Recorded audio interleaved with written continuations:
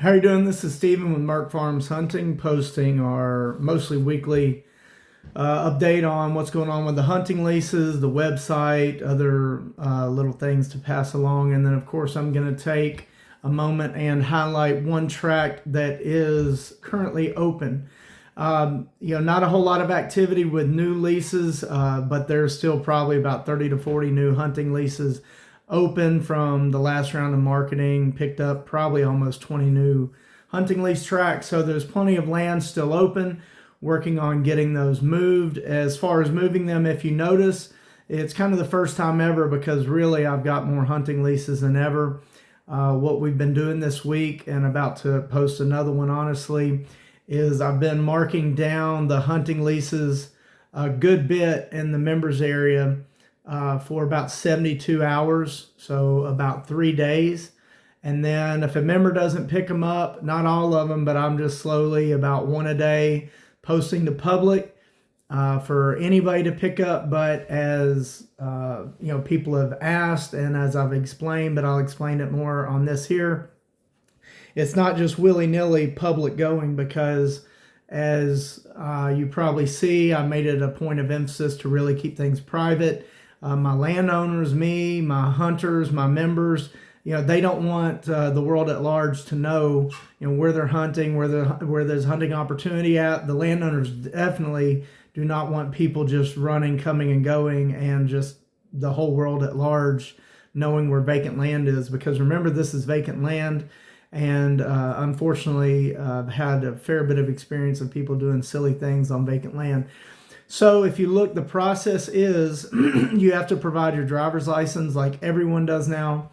Everyone has to provide a driver's license to talk about any location information, to visit. Driver's license, I collect everybody's. Again, it's really cut everything down. I haven't really had any issues this year. But as I tell people, just honestly, I have it, just if you get silly or do something crazy, I just send it on to the powers that be to deal with it. But again, that's really cut things down. I can tell there's a few people that find a way to quit talking to me whenever it comes to the time to provide me licenses, and that's fine, because that's the whole point. Unfortunately, not everybody's got good intentions, and everybody's not going to be a good actor. So it's good that those bad actors kind of back away whenever I go to verify their identity. Also, as part of it, it's a $250 24-hour hold / visit fee. It is non-refundable, but it is applicable. So if you lease it, that $250 just goes to the lease, and everything is just as normal. If you hold it and I quit marketing it, and you visit it, and you set foot on it, you go, and then you find a myriad of ways to say that you don't want it, that $250 is not refundable, just for, again, the time and effort of the opportunity of going. And unfortunately, that leads me into another thing. A lot of people, because of this, these various processes, they're like, more and more get asked for deposits. I haven't done deposits in years, because they, quite frankly, never work out well. I don't really recall a good experience with the deposit.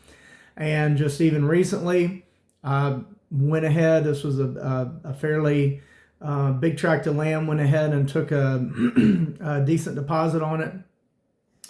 And of course, the same stuff.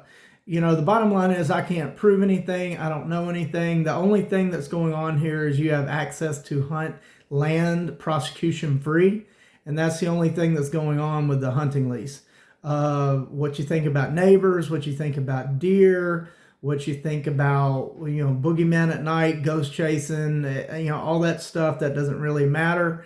Because we're just dealing with an opportunity to be on private land and organize it how you want, hunt safely how you want, and not be prosecuted for it. So, but sure enough, did take this deposit. And sure enough, same stuff. This is why I don't do it, because, you'll go, oh, well, this neighbor here, there was a stand there, or somebody drove down this road, or, we heard a gunshot, or, well, the deer weren't there like I thought they were, or countless things. Okay, that's the whole point, is, you need to visit if possible. And again, I don't really do deposits, and it reminded me why I don't do deposits. So unfortunately, you need to go visit, or you just need to pay and, roll with it. Most people, overwhelmingly, if you want to hunt, if it's an area you want to hunt. Everybody knows that hunts within reasonable mindset knows it's a lot of luck, and it's a lot of just being there. So, all the nitpicking and nickel and diamond things, that's just really not something I get into. And the deposits definitely open up a whole Pandora's box of things like that. But what I can't get back is time, marketing time. That's why I don't do them. You tie something up for a week, I can't get that week back. They don't rewind the calendar for me and say, okay, we're going to go back to July and let you try to find somebody for this owner and you to get organized for hunting. So you're really killing my time with deposits. I really can't have time killed. So you need to go ahead and just visit quickly or pay. And that leads me to another thing that I just want to get across those that watch this either now or in the future. I had somebody say, okay, well, I'll just go ahead and pay for it and, go ahead and call me. And as most people know, I like to keep things on text and email, countless similar questions, countless similar answers, countless similar people coming and going. I like to keep track of it, especially over the years. I can see what our interactions have been. And, this person was like, well, I watched the video you did and, I see the aerial and this and that, but I want you to call me. And I said, okay, well, I'll call you, but can you give me a heads up about what we're going to talk about? And I'll have it prepared. And, well, just kind of a simple guy. I want a phone call, before I send money, make sure it's legit. Okay, I want to get this clear. Okay, whether it's this video or the video this gentleman watched of me out there, or the YouTube channel's over 10 years old. 10 years of video documentation. Like I told him, I'm pretty sure I would be under a jail by now if I had been 10 years this public doing what I do and there's something illegitimate. And the biggest thing is, what's a voice on a phone call? That to me is the biggest opening for fraud ever, is just hearing a voice on a phone. No, and like I said, that's why I keep things visible. For me, for you, for everybody, that's the most credible thing. And honestly, I got kids and sports and other things going on. Just jumping on the phone every time somebody needs is not very reasonable on my time. And also, it's not very reasonable for you to take credibility in that. That's why I do these things. So, again, it goes back to, you generally should know where you want to hunt. You generally should know your budget. And then, like I said, it's luck. That's what overwhelmingly most of it is. All right, let's jump into a property that's currently open at the time of this video that I like in detail while I like it. Just finished up my morning coffee. And I don't think I've done this one before. It hadn't been open too terribly long. It's one of my original properties. We're going to look at the Perry, Indiana property. It's actually part of a bigger property. Right now, the 100 acres sitting on a different side of the road is open. I have it as lucky. You can check the price. Like I said, I don't say prices on video because prices change. This video may be 3 years old when you look at it. Prices are definitely not stable. And so they change over time. So this 100 acres, it's in Perry, Indiana, really kind of close to the Ohio River. That's one of the reasons why I like it. Probably is the bird flies a half mile off the Ohio River. As you look at some of the other videos I've done, I'm big at hunting around rivers. Overwhelmingly, you look at the biggest, most consistent deer counties, it's in a river county or in a river basin within, like I think I'd said, actually 50 miles on either side of the Ohio River, you're getting into big deer. Mississippi, almost any good river, you get within 50 miles on either side of it, you're hunting pretty much the same deer, and it's all really good. So this is about a half mile off the Ohio River, so that's one of the reasons why I like it. One of my original properties, so I know a good bit about it. The owners, I keep on pointing out, owners are really important. This is an awesome owner, one of the most friendly people you'll ever meet. Really, really nice guy. Unusual for me, as I explained to somebody else this week, they wanted me to have them call the owner, which I'm like, this is what I do. But also, as I explained to them, look, 99% of all my owners do not even know or have any attachment to the land at all that they own. That's why they have me do it. They're either investment, inheritor, got it in a divorce, some other type of thing to where it's just an asset in their mind. They don't know where a tree's at, and they don't know how the deer are, and they don't even know what a turkey is, some of them. So again, this is an unusual one for me. The owner actually lives on site, which is great because this one also has a housing option on it. So you can stay there, and again, the owners are super duper nice, and they've got a whole other extra house above their garage right there. Again, hospitable as can be. So that's really always you can't put a price on a great owner. You can't put a price on one that lives there, and you can't put a price on one that's got a lodging option. Now, granted, you have to work out whatever extra pay with them on that, but it's way worth it. I like it. It's in a beautiful part of the county. Getting to and from it, you're going to love the drives. Absolutely fabulous.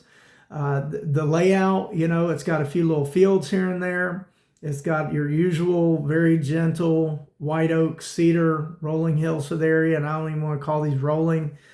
Easy on foot anywhere. It's got good access with the main, four-wheeler road. I think I even took my truck through most of it, so it's very easy to access all the way through the middle. It's got crops right on the border. Across the road from it's a big crop field, and on the north side of it is a big crop field. Used to be cattle, but now it's crops.